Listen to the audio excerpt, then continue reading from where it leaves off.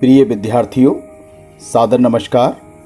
मैं दिनेश कुमार भटनागर, शासकीय उच्चतर माध्यमिक विद्यालय उचेर आपका हार्दिक अभिनंदन करता हूं, आपका हार्दिक स्वागत करता हूं। आज हम कक्षा 10th विषय सामाजिक विज्ञान के महत्वपूर्ण चैप्टर आर्थिक नियोजन पर बात करेंगे। इसके साथ ही हम भारत में नियोजन की सफलताओं एवं असफलताओं पर भी विस्तार पूर्वक बात करेंगे, खासकर भारत के दृष्टिकोण से। भारत में स्वतंत्रता से पूर्व भी राष्ट्रीय नेताओं एवं विशेषज्ञों द्वारा राष्ट्रीय निर्माण की आवश्यकता पर जोर दिया था। सर्वप्रथम सन 1934 में सर विश्वेश्वरैया ने आर्थिक विकास एवं पुनर्निर्माण हेतु 10 वर्षीय योजना प्रस्तुत की थी। तदुपरांत सन 1944 में देश के प्रमुख उद्योगपतियों द्वारा बंबई योजना प्रस्तुत की गई। इसके बाद श्री मननारायण द्वारा गांधीवादी योजना प्रस्तुत की गई, किंतु व्यावहारिक कठिनाइयों के कारण इन सभी योजनाओं को मूर्त रूप नहीं दिया जा सका। फाइनली स्वतंत्रता के बाद जब भारत आज़ाद हो गया, तो भारत में स्वतंत्रता के बाद 15 मार्च 1950 में देश के लिए योजना बनाने के उद्देश्य से योजना आयोग का गठन किया गया। इस आयोग द्वारा अभी तक 12 पंचवर्षीय योजनाओं का प्रारूप बनाया गया तथा भारत सरकार द्वारा इन्हें क्रियान्वित किया गया। भारत में पंचवर्षीय योजनाओं के मार्गदर्शक सिद्धांत निम्नलिखित हैं। नंबर 1 आर्थिक समानता, नंबर 2 सामाजिक न्याय, नंबर 3 आत्मनिर्भरता, नंबर 4 कार्यकुशलता एवं उत्पादकता में सुधार। अब हम बात करते हैं आर्थिक नियोजन के अर्थ के बारे में। अब हम बात करते हैं आर्थिक नियोजन की अवधारणा के बारे में।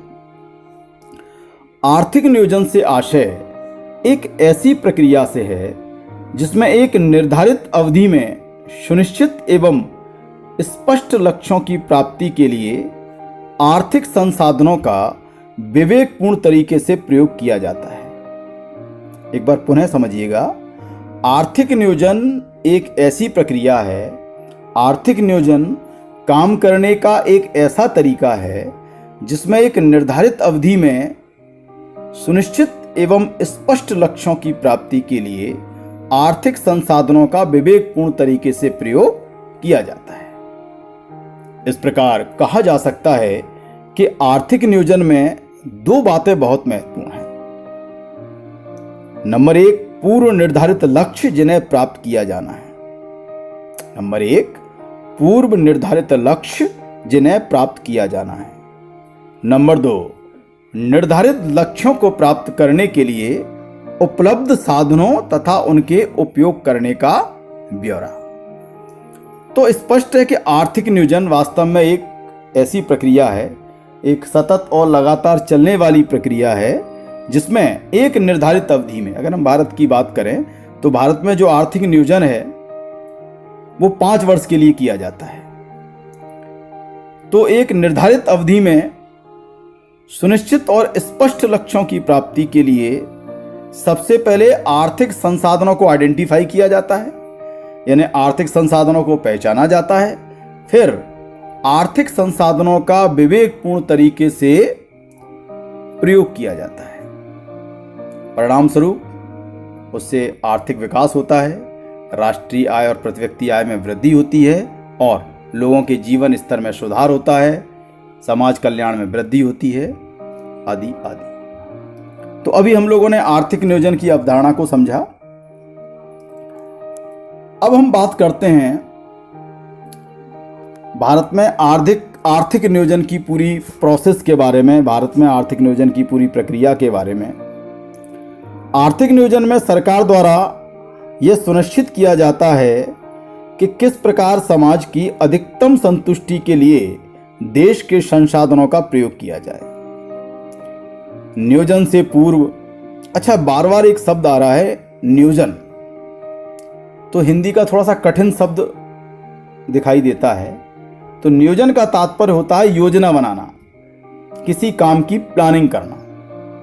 तो आर्थिक नियोजन में सरकार द्वारा यह सुनिश्चित किया जाता है कि किस प्रकार समाज की अधिकतम संतुष्टि के लिए देश के संसाधनों का प्रयोग किया जाए। जो उत्पादन के 5 साधन होते हैं ना, भूमि, पूंजी, श्रम, संगठन एवं साहस, इन उत्पादन के 5 संसाधनों का कुशलतापूर्वक प्रयोग किया जाता है ताकि समाज को अधिकतम संतुष्टि की प्राप्ति हो। नियोजन से पूर्व देश के आर्थिक संसाधनों का आकलन किया जाता है। नियोजन से पूर्व देश के आर्थिक संसाधनों को आइडेंटिफाई किया जाता है। इसके बाद आर्थिक लक्ष्यों का निर्धारण कर देश में उपलब्ध संसाधनों का श्रेष्ठतम प्रयोग किया जाता है और परिणाम स्वरूप आर्थिक विकास की प्राप्ति की जाती है। तो अभी हमने आर्थिक नियोजन के बारे में बात की। अब हम आर्थिक नियोजन के उद्देश्य के बारे में बात करते हैं कि आर्थिक नियोजन के मुख्य उद्देश्य क्या क्या होते हैं। हालांकि ये सब देश काल परिस्थितियों के ऊपर निर्भर करता है, फिर भी हम भारत के संदर्भ में बात करें तो आर्थिक नियोजन के प्रमुख उद्देश्य विभिन्न पंचवर्षीय योजनाओं में निम्नलिखित रहे हैं। नंबर 1, विकास की ऊंची दर प्राप्त करना। आर्थिक नियोजन का सबसे महत्वपूर्ण उद्देश्य होता है विकास की ऊंची दर प्राप्त करना। नंबर 2, सामाजिक और आर्थिक न्याय की प्राप्ति करना। नंबर 3, आत्मनिर्भरता की प्राप्ति करना। यानी आर्थिक नियोजन का मूल उद्देश्य है भारत को आत्मनिर्भर बनाया जाए। पहली पंचवर्षीय योजना से लेकर वर्तमान तक हम बात करें तो हमारे जो नीति निर्माता हैं या हमारी जो केंद्रीय नियोजन सत्ता है, उसका मूल उद्देश्य है भारत को आत्मनिर्भर बनाना, और जिसमें काफ़ी हद तक हम लोग सफल भी हुए हैं और हो रहे हैं। आर्थिक नियोजन का चौथा महत्वपूर्ण उद्देश्य है रोजगार के अवसरों में वृद्धि करना। पांचवा महत्वपूर्ण उद्देश्य है आर्थिक नियोजन का आर्थिक स्थिरता की प्राप्ति करना। छठवां महत्वपूर्ण उद्देश्य है जीवन स्तर में वृद्धि करना। इसके अलावा समाज कल्याण में वृद्धि करना, गरीबी उन्मूलन करना, गरीबी का नाश करना, यह सब आर्थिक नियोजन के उद्देश्य रहे हैं अगर हम भारत की बात करें। तो अभी हमने आर्थिक नियोजन के उद्देश्यों को समझा और अब हम बात करते हैं भारत में नियोजन की सफलताएं और असफलताएं क्या क्या रही हैं। निश्चित रूप से भारत में नियोजन की सफलता का अपना एक इतिहास है, लेकिन भारत में नियोजन करते समय कुछ कमियां भी रहीं। आज हम उस पर बात करेंगे। तो सबसे पहले बात करते हैं हम भारत में नियोजन की सफलताओं के बारे में। भारत में आर्थिक नियोजन 1 अप्रैल 1951 से प्रारंभ हुआ और अभी तक 12 पंचवर्षीय योजनाएं पूर्ण हो चुकी हैं। इस अवधि में देश का औद्योगिक ढांचा मजबूत हुआ है और कृषि के क्षेत्र में आत्मनिर्भरता प्राप्त हुई है। शिक्षा, स्वास्थ्य एवं अन्य सामाजिक क्षेत्रों में तेजी से विस्तार हुआ है। चलिए, भारत में नियोजन की सफलताओं के संदर्भ में सबसे पहली सफलता पर हम बात करते हैं। नंबर 1, राष्ट्रीय आय एवं प्रति व्यक्ति आय में वृद्धि।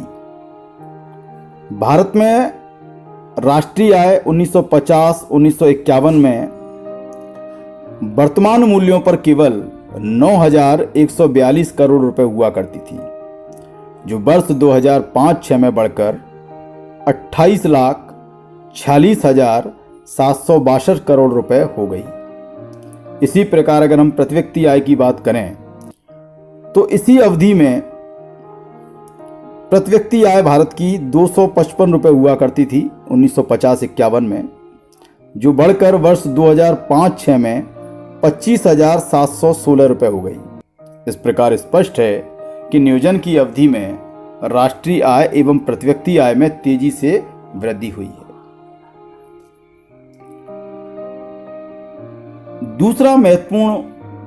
दूसरी महत्वपूर्ण सफलता आर्थिक नियोजन की बचत एवं विनियोग दर में वृद्धि के रूप में हुई है। आर्थिक विकास हेतु राष्ट्रीय आय के कुछ भाग को विनियोजित किया जाता है, अर्थात उत्पादन कार्यों में लगाया जाता है। इसके लिए प्रत्येक योजना में बचत और विनियोग के ऊंचे लक्ष्य निर्धारित किए गए थे, जिन्हें लगभग प्राप्त भी कर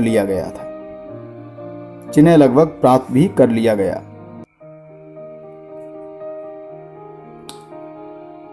आर्थिक नियोजन की तीसरी महत्वपूर्ण सफलता कृषि क्षेत्र के विकास के रूप में हम देख सकते हैं। आर्थिक नियोजन के परिणाम स्वरूप कृषि उत्पादन में व्यापक वृद्धि हुई है। खाद्यान्न का उत्पादन जो 1950-51 में 508 लाख टन था, वह बढ़कर 2005-2006 में 2083 लाख टन हो गया है। इस काल में हरित क्रांति की सफलता के परिणाम स्वरूप भारत कृषि क्षेत्र में आत्मनिर्भर हो गया।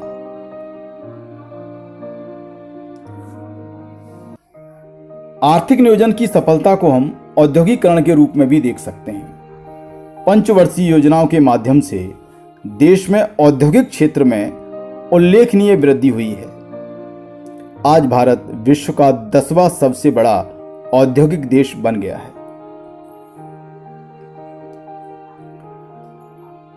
आर्थिक नियोजन की सफलता शिक्षा एवं स्वास्थ्य सुविधाओं की दृष्टि से भी बड़ी महत्वपूर्ण है।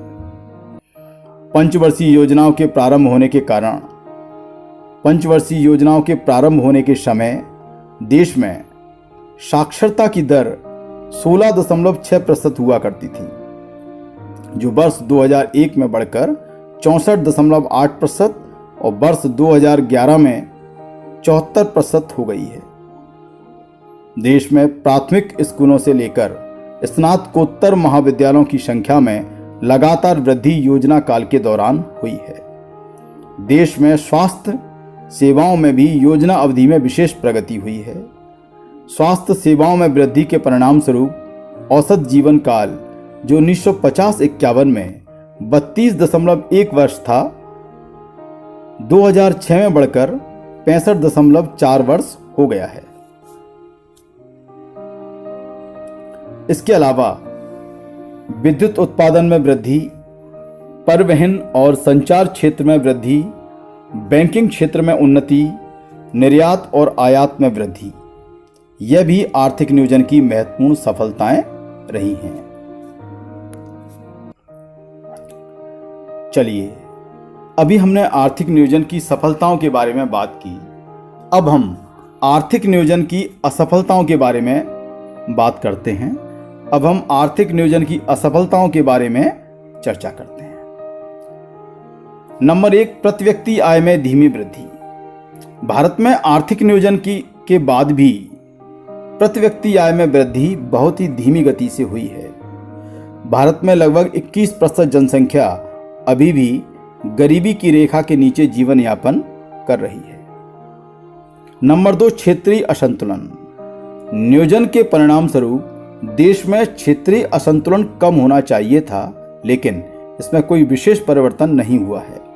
आज भी उत्तर प्रदेश, उड़ीसा तथा बिहार आदि राज्य पिछड़े हुए हैं, जबकि तुलनात्मक रूप से महाराष्ट्र, तमिलनाडु, पश्चिम बंगाल, पंजाब, हरियाणा आदि राज्य तुलनात्मक रूप से विकसित श्रेणी में हैं।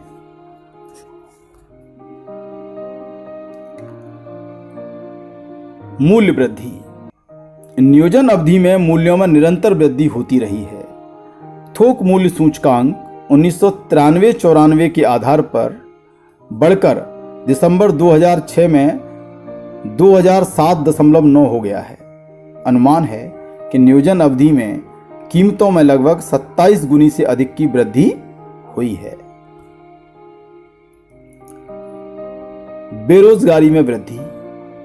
आर्थिक नियोजन का एक महत्वपूर्ण उद्देश्य बेरोजगारी में कमी करना था, लेकिन हर योजना के अंत में बेरोजगारी बढ़ती गई। जहां प्रथम योजना के प्रारंभ में भारत में 33 लाख व्यक्ति बेरोजगार थे, वहीं वर्तमान में लगभग 4 करोड़ व्यक्तियों के बेरोजगार होने का अनुमान है। नंबर 5, आय एवं धन की असमानता में वृद्धि। आर्थिक नियोजन का एक महत्वपूर्ण उद्देश्य धन के केंद्रीकरण को समाप्त कर आर्थिक समानता को बढ़ाना रहा है, लेकिन नियोजन के बावजूद धनी व्यक्ति और धनी होता गया और गरीब होता गया। अब बारी है अभ्यास प्रश्नों की। नंबर 1, आर्थिक नियोजन का अर्थ बताइए। नंबर 2, भारत में आर्थिक नियोजन के उद्देश्य लिखिए। नंबर 3, भारत में नियोजन की शुरुआत कब हुई एवं अब तक कुल कितनी पंचवर्षीय योजनाएं संपन्न हो चुकी हैं। नंबर 4, भारत में नियोजन की सफलताओं पर प्रकाश डालिए। नंबर 5, भारत में नियोजन की असफलताओं पर प्रकाश डालिए। आज के लिए बस इतना ही। धन्यवाद।